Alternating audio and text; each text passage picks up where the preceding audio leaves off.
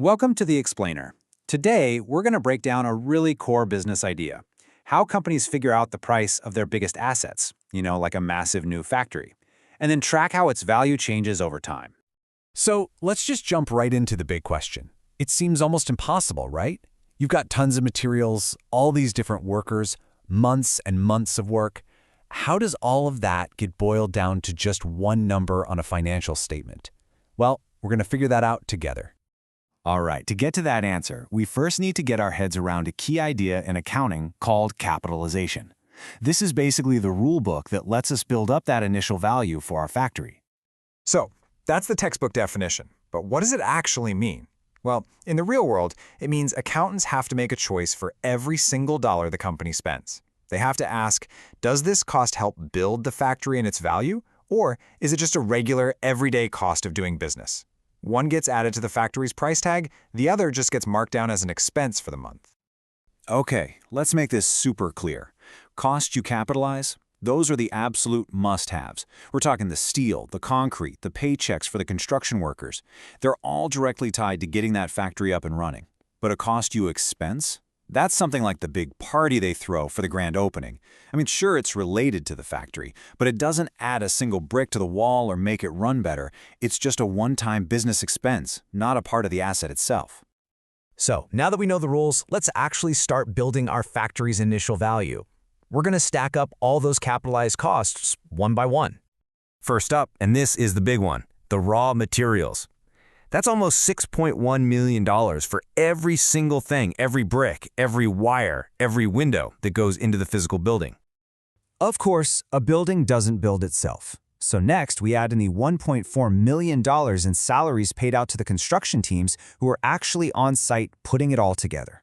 We also have to include what's called direct overhead. These are costs that are totally necessary for the project, but aren't exactly materials or labor.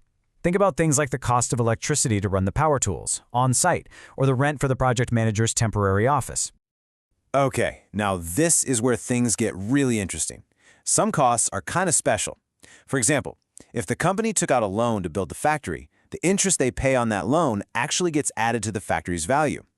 But on the flip side, if they invested some of that cash and earned a little income, they have to subtract that.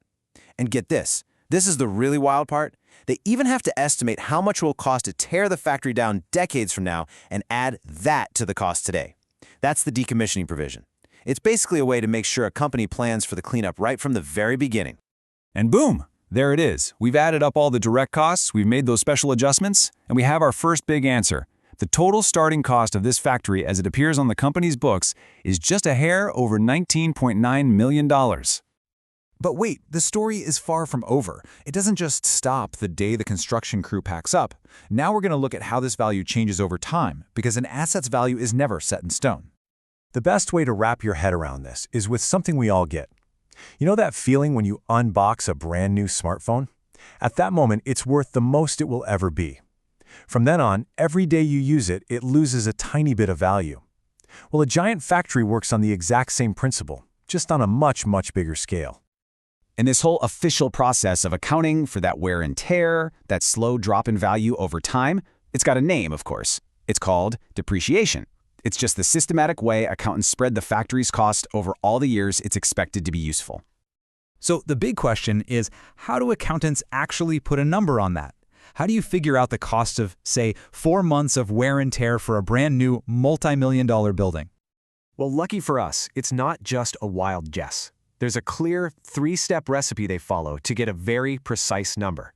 This is our roadmap, so let's walk right through it. First things first, we take our total starting cost and we subtract the value of the land it's built on. Now, why do we do that? It's simple. The building gets old, the machines wear down, but the land itself, well, that's assumed to last forever. So we only depreciate the part that actually gets used up, which leaves us with about $9.9 million to work with. Next, for step 2, we get smart about it. We don't just treat the factory like one giant blob. Instead, we break it into its major parts. For example, let's say the roof makes up 30% of the building's cost, and it's expected to last 20 years. We can do the math and figure out that for these 4 months, the roof's value has worn out by just under $50,000.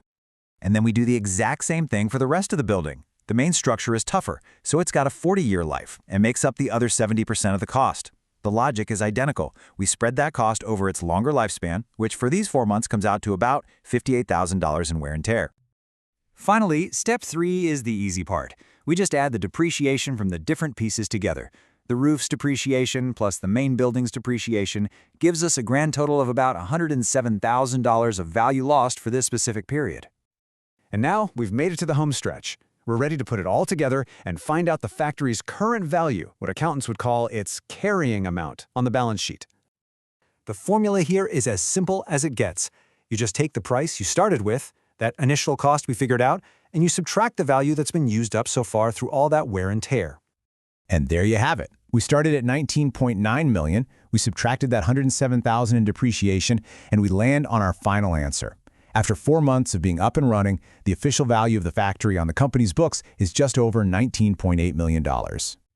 So you might be thinking, okay, why did we just do all that math? Well, it's because this final number is a huge deal. It's not just some random number for a spreadsheet.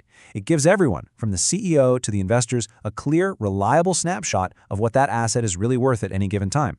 It's absolutely critical for making smart business decisions and understanding the true financial health of the company. So we'll leave you with this little puzzle to chew on.